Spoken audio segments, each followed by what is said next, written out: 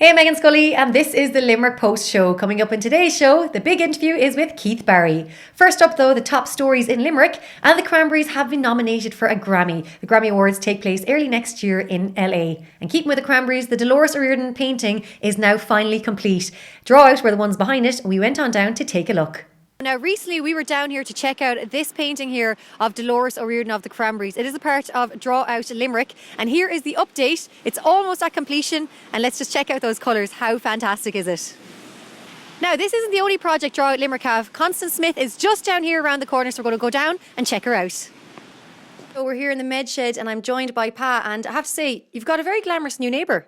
We have indeed. Constance Smith is her name. She's there for 2 weeks, I think now. We understand that she was a famous Hollywood actress from the 1950s who was really successful actress. She was trained in Dublin, I think, as an actor. But she became very, very famous. But the Hollywood system at the time, they controlled the person. From what we understand, she was made to have an abortion. And this affected her, and her life after that kind of took a kind of a downward turn. She was involved with her boyfriend, whatever at the time, who she later married, but it was a tempestuous kind of a relationship, and there was lots of sparks. I know. I'm so interested though to hear about her. To think like she trained as an actress here in Limerick, and then like made it in Hollywood and almost made the big time. And I suppose, you know, like nowadays you'd see more and more Irish actors and actresses getting kind of that kind of, I suppose, getting into Hollywood easier. But back then it must have been extremely difficult. Yeah, exactly. That's exactly it. I think someone. I saw the documentary, but it's a while ago. But I think either someone was in Dublin and they spotted her, or something like that. You know, that it was a kind of a fluke. So once they saw her and they did the screen test, they, went for her. So, yeah, and then tragically, eventually her life kind of went out of control and she wound up in London, and unfortunately she died penniless and homeless. Wow, it's absolutely fascinating story. And even to think now, I think it's great for her family and for her to be remembered in this way with this beautiful painting by Draw Out. And I think it's such a striking image of her. Like she was stunning looking. She was. In that documentary, there are clips of her in films or whatever, and I understand the artist who did that, that's a still from one of her films. Wow. So, yeah, she's beautiful. Yeah, she is an incredible piece of history. Now to our Out and About section, we went over to Dochas to check out their brand new sensory room. First up though, Game On 2FM was live from Limerick this week, and we caught up with Donncha Callahan and Mary Crowe. So we're here in the Clayton Hotel in Limerick. We have to welcome you back to Limerick as well, and welcome you here for, of course, Game On 2FM. Mary Crowe, Donncha Callahan. How are you guys getting on? Good, delighted to be back looking over the water at Clare, though, I have to say. Had to get the Clare plug in there. I've loads of family coming in tonight as well, so everyone's very excited for our live Game On show, our very first Game On the road, and we came to Limerick because Donncha wanted to. Yeah, Donncha, exactly. Tell us what it's like to be back here in the Munster grounds looking over at Thomond Park. Yeah, it's good. It's great. In fact, if I'm honest, I'm nervous. Marie knows since we met up today, normally I'm kind of noisy and always chatting rubbish, but not at the moment. I'm kind of nervous because this is where we used to have our team meetings, and you're right, it was only a kind of 8-minute bus journey over to the grounds. You'd get to listen to 3 songs, and but it's great. It's great to be back. Limerick for me kind of feels like a second home. I have a tie-in with the place, so it's great to be back. Now, before we get to the rugby, this weekend, I'll have to ask, like, the new show. So how's it going? Yeah, it's great. So we're about 8 weeks in now, and we're having a brilliant time. It's so much fun. 2 hours, Monday to Friday, 2FM. Myself and Donncha are on 5 days a week, and then Ruby Walsh is on Mondays and Tuesdays, which is a scary enough experience, I have to say. He's tough. He's a tough nut. He holds us to account all the time. I work the desk, and anytime I make a mistake, he gives out to me. No! He does, yeah. Donncha's like a teammate. He's like, it's okay, you got the next one. If I fail to hit the ads, and Ruby's like, you have to be better. Yeah. Simple as that. Such a perfectionist. He's just got no filter, and we find it hard to get around it. Marie's gutted, though. She obviously asked for a rugby player. She was hoping for Greg O'Shea. She ended up with a fella that puts his head between 2 asses and pushes. I do have to ask Donncha, though, the transition now from rugby to TV and radio presenter, because obviously Ireland's Fittest Family as well. How have you found that transition? I don't know, is the honest answer. I was coming out of Mass about 3 months ago, and a little girl turned around and went, "Mommy, that's the man that works in Centra." And I was there like, I won 94 caps, and that's what she knows you for. So I'll be honest, for me, and Marie knows it as well, you'd be driven and you'd want to do well at what you're at, and it's really tough what Marie does every day, and I'm trying to learn it, so I'm constantly nearly annoying her with, how do I do an intro?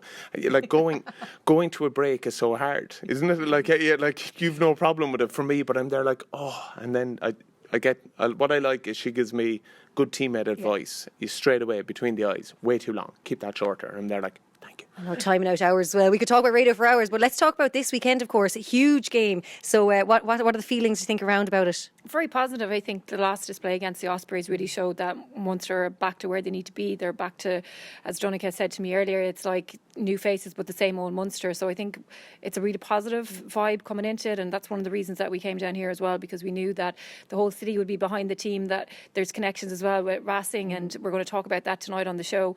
And just a great vibe and excitement about the Champions Cup, because like that's what people love, like that those tough games, those European matches. They have so many good memories for the people of Munster, for the likes of Donncha, and you just want those great memories again, and starting this weekend. And of course, speaking of memories, you know what's going to be like for the lads. What, you know, coming in here, having a bit of grub, I think, as you said, getting that 8-minute bus over. Like, what is it like on Champions Cup Day? It's special. It's totally different. It's totally different in Europe. Just from early in the week, it's small little things.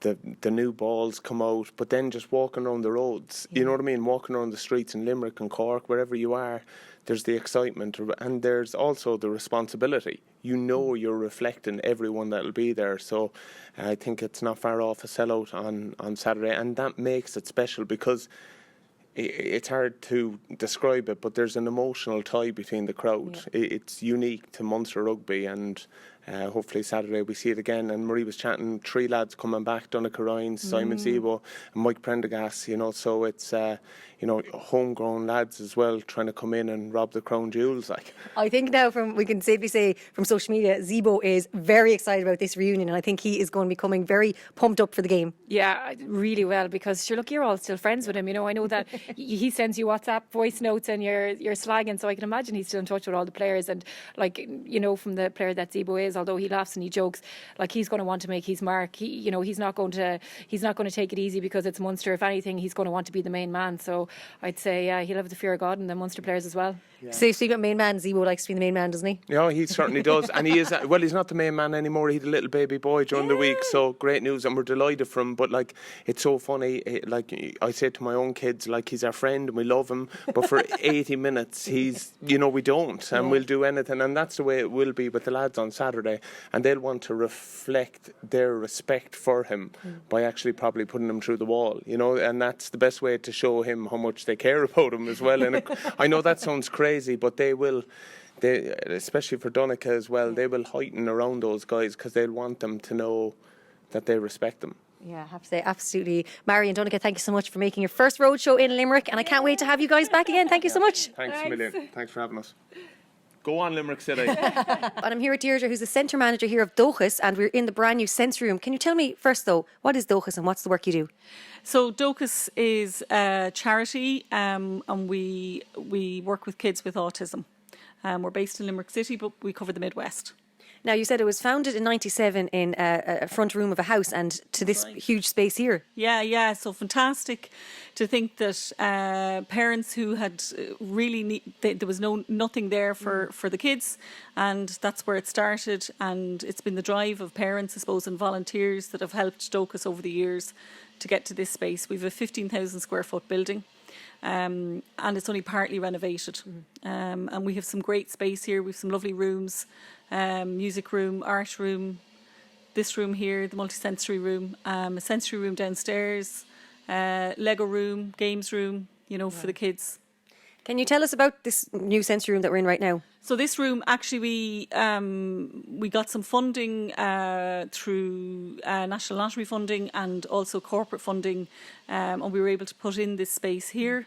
And I suppose one of the things with Doukas is the volunteerism that we've had over the years has helped. So a lady called Mary Sims was very heavily involved in Doukas over the years, and was instrumental really in getting this building purchased.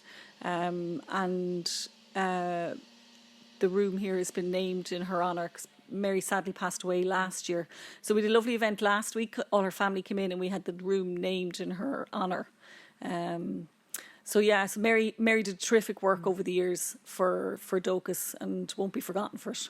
And I have to say, it's an absolutely fabulous place with everything that's in here. Now, there's one thing you were telling me earlier was that there's 80 children coming in through these doors for clubs and everything, but there's actually a massive waiting list. There is. So we run social interaction clubs weekly. So we have clubs on a Monday night, Tuesday night and all day Saturday. And we have 80 children availing of that currently, but we also have 70 unfortunately on our waiting list. So we would love to be able to accommodate more kids coming through the door, but unfortunately because of resources, and funding, we're not in a position to at the minute. But we're really hopeful somebody will look at that, for us. Yeah. Well, as you said, like the demand is there with 70, it's 70. 70. And it's so hard for the kids. There's so many kids that would really benefit from this. The children that come in here really love it, really love the space. You can see it on a Saturday, the activity level that's here, it's tremendous. And it must be very important, I suppose, for like the adults to maybe to get a bit of respite, a bit of time as well, and to be able to bring a child into such a safe environment like this. Absolutely, and so this really is a safe space for the kids and a comfort for the parent as well. Our parents generally, for the younger age group, because of our resources, need to stay in the building. But actually, that one of the things we're doing at the moment, and something I suppose I had seen when I came in, was there was a real need for a space for the parents. So we're actually in the process of renovating a room for the parents, putting in a kitchen and some nice seating and making it a really nice, cool space for them to sit down and chat. Just a space away from everything else where they can have a cup of coffee or a cup of tea and have a catch up with maybe another parent, I'm sure it's very important as well, I suppose, to get to know other parents. Absolutely, but as you did mention here, there is the waiting list 70 kids, but there is the potential in this building to fit all the children, isn't there? There is. We have 15,000 square foot. So if you think about it, this floor we're on is only half renovated. And the top floor of the building, there's a huge portion of that could be developed as well, So we were very fortunate to be able to receive funding from the JP McManus Pro-Am in 2010, which allowed Doukas to buy this building, along with fundraising that we had done ourselves. So we've participated again this year in the hope that in 2020 we might be fortunate enough to get some funding to finish the building or go some way to finishing the building anyway. Deirdre, all I can say is thank you so much for letting Limerick Post come in here and have a look, and have to say delighted. It's beautiful, and I look forward to future renovations and hopefully cutting down that waiting list. Okay, that's great. Thanks very much, Meghann. Thank you. Joining me in studio, it is Keith Barry. How are you getting on? I'm great, thanks for having me. It's good to be here. Welcome to the show and welcome to Limerick. Yeah, I love Limerick. I've been coming here for a long time. Just up the road in Mallow Street, there was the Magic Shop. I don't know if you were ever in there. So I used to go there many years ago as a teenager into Paddy in there, and he's a lot to do with my career. So yeah, I love Limerick. You have been so busy. So what is next? Every time I seem to look at your social media, it's like you're constantly on the go. Yeah, I'm bouncing around the place. So next is my Insanity Tour. I can't wait to get back on the road because this will be my most insane show to date. And I'm coming here to the South Court Hotel in Limerick on February 8th with that. And really excited because it will be my most insane show to date. For example, in the first half, I examine historical figures who are apparently insane or genius, because there is that kind of blurred line between genius and insanity. So I talk about Edward Munch, who most famously painted the Scream painting. And it turns out that at the time he was talking a lot about the fact that he felt insane, and he was in and out of mental institutions getting electroshock therapy, and hence those paintings were kind of crazy. And I looked into the science then of electroshock therapy, and it turns out your right brain is ignited when you get electrocuted. So that's the creative part of your brain and so on. So there's a lot to be said for the fact that he painted those paintings while he was getting that. In a few moments you will be electrocuting me, so every night I'll be getting electrocuted on stage, not with this particular cattle prod that we have, one that's a lot stronger than this, but for travel purposes I brought this one today. And then I examine Rasputin, the mad monk, and I speak about him, and I do crazy demonstrations based around strength and him, because although they poisoned him with cyanide, enough cyanide to kill 10 men, he survived that. Then they shot him, he survived that. Then they shot him another 8 times, he survived that. And then they threw him into the river, he survived that. And then he eventually eventually died. So the whole idea was, back then at least, apparently he had superhuman strength. I was going to say, he doesn't sound human. So I'll be bringing somebody up from the audience who maybe doesn't go to the gym, and I'm going to give them superhuman strength under hypnosis.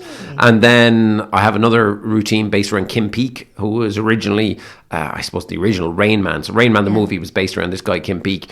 And way back when, if you look into the history of him, all the doctors told his parents to put him into a mental institution. And luckily for him, his parents were really behind the fact that he had just this genius brain. And he had a genius brain.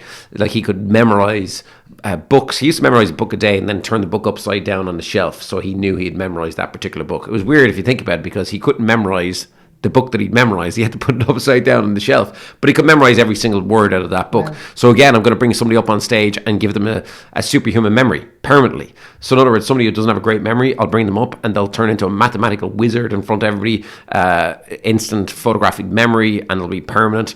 So all kinds of craziness in the first half. I'll be getting lobotomized every night, so somebody from the audience will be attacking me with an ice pick to my eyeball. Now, it sounds quite violent, this stuff, but actually it's all done in a way that it's designed to make people laugh until their faces hurt first, and then be fooled badly, and obviously shock as well. And then the second half of the show, I turn the tide on the audience. So I explain that each and every one of us actually is a little bit insane. We all have 30 to 40 impulsive or intrusive thoughts daily, thoughts that we're not necessarily in control of. And I throw what's called a catch box into the audience, or I will throw a catch box into the audience, and that'll get bounced around. That catch box is basically a giant microphone. And then if you catch it at random, you have to stand up and have to try and hack into your brain and think of insane thoughts that you have in your brain. But see your reaction there, the way you're kind of a bit nervous. So I know a lot of people listening and watching will be thinking, well, that sounds great, but I'm not going to go to the show because I'm scared. So to get around that, I'll be leaving 500 meters of tinfoil outside the front door of the South Court Hotel on February 8th. And if you want to opt out of participating in the show, all you need to do is make your own tinfoil hat. And if you make a tinfoil hat, you wear a tinfoil hat, I promise I won't go near you in the show. So you can kick back, relax, and enjoy the show. If you don't put on a tinfoil hat, it's free game. I'll be trying to hack into your brain. So it's a nice way for people to know that they can come to the show without necessarily participating, you know. Because I find, like, do you see people coming into the show and then are they kind of like, oh, I'm not sitting in the front row now because he'll pick on me, and he'll like, or is there actually people like, do you know what, I want to be called out, I want to be like the person he hypnotizes? So is there a lot of that going on? Yeah, it's a mixture of both, you know. It's kind of funny. I very rarely go for people in the front row, and people, people go, oh, I'm not sitting in the front row, he might pick me. I actually leave the stage and go all the way down to the back row. So you're not safe if you're in the back row either. But again, to get over that, because I do know people are a bit nervous of this type of material, you know, you just have to wear a tinfoil hat on the way in. I do know that there will be a large percentage of people, believe it or not, who will just want to get involved and they won't wear tinfoil hats. And that's great, because then we have exactly what we need. And a lot of skeptics will come and they won't wear tinfoil hats because they want me to try and prove my abilities, which I love. I love skeptics. I invite skeptics to come along. I invite them to get up on the stage because ultimately, you know, I like to break the fourth wall. In other words, I do a lot of television and people they're watching this on TV and they go, oh, well, you know, is it all a setup? Are they actors? Are they actresses? Are they students? They're natural questions because people just don't understand how I do what I do. Yeah. So that's why I love people coming along and volunteering to be up on stage, because it's a random show. You never know what's going to happen because, you know, you're dealing with crazy stuff like electroshock therapy, lobotomies. There's going to be a full-on rave in the middle of the show. I've just ordered 30,000 glow sticks for the tour. Wow. So we're going to have a full-on rave in the middle of the show, and of course that's part of a demonstration. So it's a fun-filled night, and my idea is for people to leave the show thinking that was the most insane show I've ever seen, you know. Can I ask, I know I've heard all these mixed reports about when it comes to hypnotizing people. Is there certain people that can and cannot be hypnotized? Like, is there some, like, can you hypnotize anyone, or what's like? Yeah, so I suppose there's a divisive line even amongst hypnotists about this, but I've probably hypnotized more people, certainly in Ireland, than any other hypnotist in Ireland, just because of all the stage work I've done, all the TV work that I've done, and then I do a lot of one-on-one, hypnotherapy for everyday issues that people have. And my own opinion is that everybody has the ability to be hypnotized. Now, if you really don't want to be hypnotized, and in one day you want to resist hypnosis, that makes it way more difficult for me to hypnotize somebody, but not impossible. And then, a lot of hypnotists will tell you you can't make somebody do anything against their morals or their values. Actually, with my TV TV work, I did a whole TV show around this called Black Ops Hypnosis for the Discovery Channel.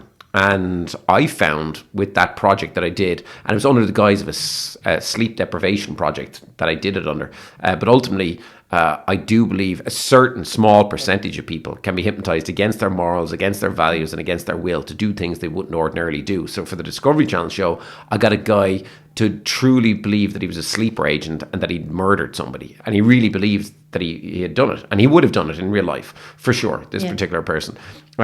So yeah, I think anybody can be hypnotized. I think also on different days, even when somebody's, some people might be susceptible on one given day, then another day, for any of a multitude of reasons, they might not be hypnotizable on that day. So it's a very complex area. But all you do need to have people who have at least average intelligence. So it's the opposite of what people think. A lot of people think only stupid people can be hypnotized. Nothing can be further from the truth, because people who are below average intelligence don't have the ability to follow my voice and follow my commands. So it's very difficult to hypnotize people. But luckily, most of us have at least average intelligence. So that, I would say 99% of people can be hypnotized. It's amazing because I love seeing when people are hypnotized, and I love sitting watching. I think it's hilarious the things you can make them do. But then I'm always like, oh my god, I'd be mortified if that was me.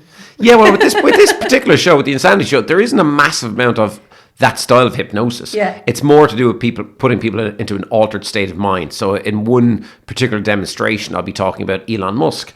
And Elon Musk, he knows a lot about artificial intelligence. For anybody who doesn't know him, he's the guy behind Tesla, and he wants to bring people to Mars and all this kind of stuff. And actually wants us to inhabit Mars. But Elon Musk is an interesting character insofar as he has this company, little known company called Neuralink. So Neuralink is whereby they're developing chips that will be implanted into our brains to allow mind-to-mind communication. And as you listen to this is real. They're really doing this, or about to do it. So you can just check it out yourselves, Neuralink. But based on that, I'd love to meet Elon Musk, because in the show, I'm going to demonstrate that it's already possible, mind-to-mind communication. You just don't need the chip. You need somebody like me who knows and understands the power of the mind. So one particular demonstration involves somebody going into an altered state of mind, and we attack them with strobe lights and white noise, and then ultimately I implant a thought inside their brain, and it's a whole thing. So yeah, it's very topical, this particular show. It's very modern, futuristic. The set, we're putting huge amount of money and energy and effort into the set for the show. So we've got all these LED ropes and lights and everything in the show. So yeah, I'm really excited. You said rave, like it actually does sound like a rave, right? Oh, will be. It'll be a full-on rave, and I don't want to say too much about it because it is part of a particular demonstration. But again, the energy shift in that will be very interesting, And remind us the Limerick date again. It's February 8th in the South Court Hotel. I'm also down the road in the Glory Theatre in Ennis. I'm in the INEC. All the different dates are up on keithbarry.com. You can check out dates there if you can't make February 8th. Amazing. I'm so excited for now. Just everything you're saying, I'm like, oh. Well, I did bring this electroshock wand, so why don't we just use it? Let's get it out of the way. So, these electroshock wands, they actually really hurt. Now, this particular one, I've got lots of different ones. This particular one will just arc once into my head, and it'll give me one good crack into my head. Other ones will continuously zap into your head, but this one will just give me one good bolt into my head. And basically, I'm going to try and ignite my right hemisphere. I'm not very good at art. And for years, I've been plucking thoughts out of people's heads, but generally these thoughts have been words or numbers. Because I'm not very good at images. So the idea behind this should ignite my right hemisphere. And at that very moment, I'm going to ask you to think of something that you've never drawn. And but in your mind, at the moment you electrocute me, at that very moment, I want you to see that image in your mind and draw it in your mind for the first time. Now, it's important for your viewers and listeners to know we haven't set this up. In other words, you haven't told me what it is you're going to draw. And you're going to draw this for the first time in your mind now, yes? Yeah. Okay, good. I want you to take the wand. You're going to press down that button there, and that will charge it up. So go ahead, take it. Can I just say, I grew up on a farm, so electric fences and everything absolutely scared the life out of me. So I'm not. Yes, you know what these. So this is like getting an electric fence, but to the head. Okay. Can't believe you're making me do this. So press down on the button. Now, keep your finger on the button. Good. You're just going to charge it up, and then you're going to whack me in the temple here.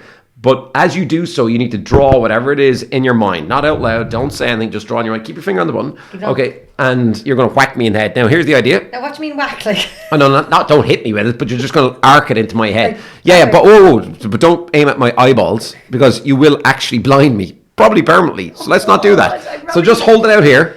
There you go. And just bring it in towards my temple. Now, don't do anything just yet. The moment you hit that to my temple, our minds are going to try and connect. They're going to try and figure out whatever this image is, okay? You know, like if I hit off anyone in tag rugby accidentally, I'm like the most apologetic person. So the fact you make me doing this, I'm like... Okay, so here we go. So the moment you do that, you need to start drawing in your head. Whatever it is that you've never drawn before. Okay, 3, 2, 1, bring it in. Go. Oh! Okay, I'm drawing. Okay, this is something, there's movement involved in this. In other words, this is not something static. So in other words, this is something that can move. Is that correct? Yes. Okay, good. Keep drawing. No, I've lost it. Pick it up. Give me another back. Give me another whack. Just do it. Just do it quickly. Focus up. Oh, that one really hurt. Okay, good. There's ears on this. Everything's falling over in the studio. That's okay. There's ears on this. It's small. I was going to go with that. No, it doesn't look like that. I'm going to go with this. Okay, I've drawn something. That really hurt, that second one, by the way. It's really stinging. But I've drawn something. I'm a terrible artist, and I drew quickly. I'm going to show the camera first. I'm going to, just so everybody knows I'm committed. So I've showed the camera. For the first time, name out loud, what was it that you drew in your mind? A wombat. A wombat. Oh my God. Just like that one there. I initially thought it was a rat, but you can see I have written down wombat. It was a wombat. And do you know what? I wasn't sure what a wombat looked like in my head. I was thinking a kind of a ratty figure. So here's another quick thing for you. I'm not shocking you again. No, you're not shocking me again. We'll let your microphone back. Oh, yeah. There we go. Is that right? Perfect. Okay, so I can't believe I just shocked you. Here's another quick thing for you. Okay, I'm going to gamble a little bit of money on this. This is just to have some stakes on this, okay? So I've got a 50 € note. I want you to realize there's only just 150 inside that slot in my wallet there, yes? Yeah. Okay, good. So I'm going to gamble the 50 on this, and we're going to use a fish hook. So here's the idea. You can see I have a fish hook here. And I don't really like where this is going. as you can see, there are a number of strings dangling down from the fish hook, yes? Yeah. Okay, good. So here's the idea. Only one of those strings is tied to the fish hook. One is tied, the other 4 are loose. And for people who are listening or maybe reading about this, we've got green, yellow, pink, orange, and blue. Okay, they're color coordinated. So here's the idea. One is tied, the other 4 are loose. In a moment, we're going to go fishing. You're going to pull the strings one at a time. Okay. But when you pull, I don't want you to give a little tug. I don't want you to tug like this. I want you to pull hard, like really hard. I want you to yank the string really hard. You're going to pull 4 strings. My job is to influence you away from the one that's tied to the fish hook. And the reason I need to influence you away from the one tied to the fish hook is because when you go fishing, the hook is going to be in my mouth. I knew you were going to do this. I actually was like, he's not... okay. Now, if this goes wrong, I have a hook in my mouth. I won't be able to talk. I'll go to hospital and you get to keep the 50. If it goes right, I get my 50 back. I get my hook back and I get my voice back. Here, please? So you can see there's the hook there. Okay, this is going to get into my mouth. Okay, you're going to pull one at a time. You're going to pull 4 total and you're going to leave 1 in my mouth. Here we go. There it is. Time to go fishing. And you can talk through this. Huh? Oh my God, this is really not fair. Oh my God. Okay, so the hook is actually in his mouth. Keane's covering his eyes. This is not helping. Okay. No, I can't. I actually can't. Oh, 1. So I'm pulling 1. Mm-hmm. I'm drawn to this one. I don't want to. Oh. It's 1 pink is gone. So I have to pull another one. Well, I want you to pull hard. No, I can't. Pull hard. So if this goes wrong, I want it to really go wrong. No! This is really unfair. Mm-hmm. Okay, I pull another one. Jesus Christ. I need another shower after this. I'm sweating like crazy. I feel like blue. This is how stressed we are out in here. Okay, what am I drawn to? You want me to pull one more? This one, I'm feeling green. And the orange one is indeed tied to the hook. Thank you so much for keeping me safe. I get to keep the 50, of course, and I get to keep my voice as well. But here's the interesting thing about the 50. I want you to open up the 50. There's something written on the inside of the 50.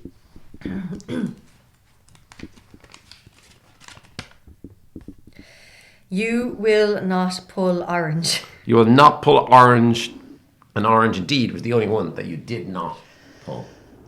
Thanks for keeping me safe. My blood pressure, I think, right now is going through the roof. You and me both. Keith Barry, all I can say is thank you so much. And this has probably been the sweatiest interview I've ever had to do in my life. Me too. And I think I'll be arriving to your show with my tinfoil hat on, just in case. I'll leave you alone, don't worry. Keith, please do. Maybe in February we'll get you back in again. Yeah, I'll see you all February 8th in the South Court Hotel. Thank you so much. Thanks. For these stories and so much more, head over to limerickpost.ie/show. I'm Meghann Scully, and this is the Limerick Post Show, keeping Limerick posted.